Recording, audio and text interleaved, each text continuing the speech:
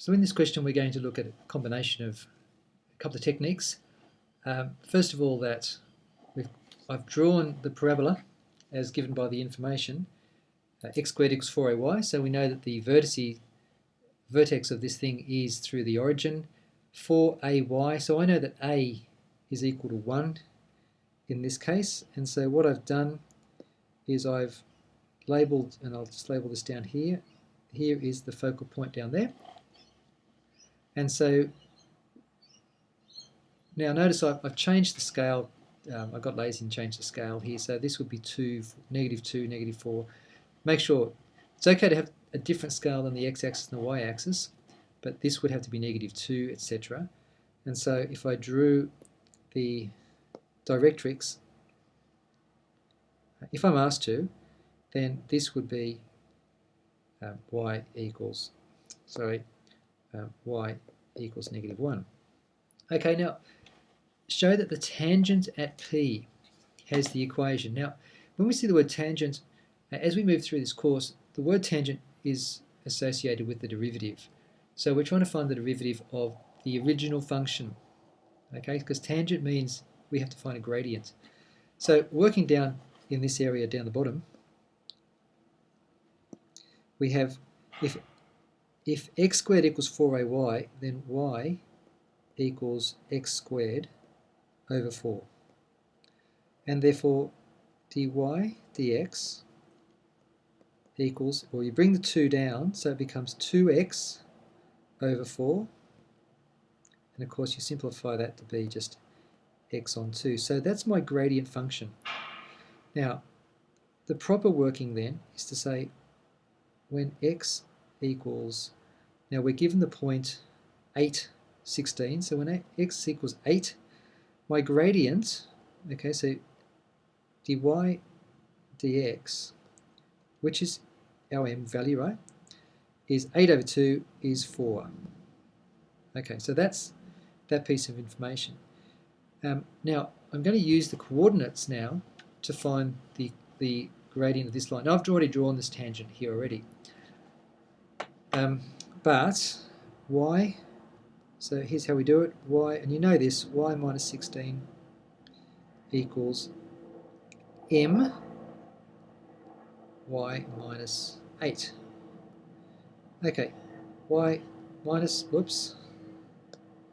minus 16 equals 4x minus 32, and by rearranging 4x, bring all of this stuff to the right hand side, minus y, add 16 to both sides, and we get -16 equals 0.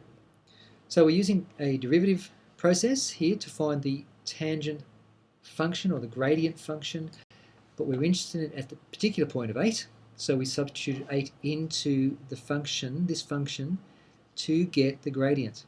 Then we use the gradient at that particular point to get the equation. Show that P, T, F. Now, this is the point P up here. Let me label that again. There's P. P meets the x-axis at T. So this point here is T and F. So let me attempt to draw this now. This could go terribly wrong, but we'll try it anyway. And understand that the application I'm using isn't going to give me precise, but there is P and T, and there is F going out there. Okay, so you see I've just missed the one a little bit, and we've got to prove that that's a right angle.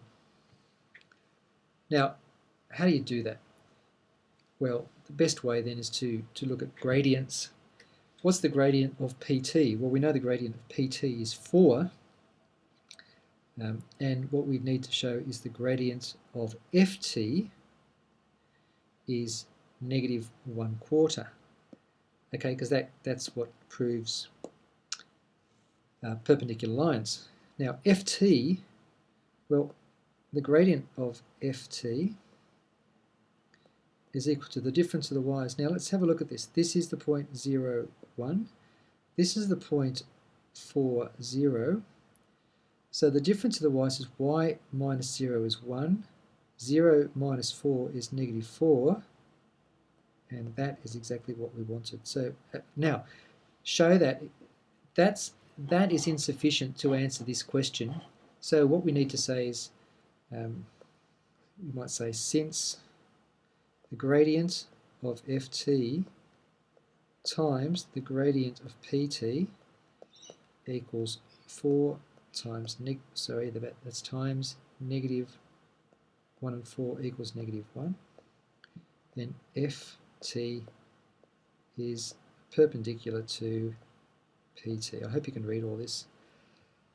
But that's showing 90 degrees. When you see this sort of proof, that's looking at different gradients and showing that they're the negative reciprocal, or opposite signs and reciprocals of each other. Derivative for tangents and gradients, and then the two different gradients to find perpendicular lines. So a more complex question, but there's your methods.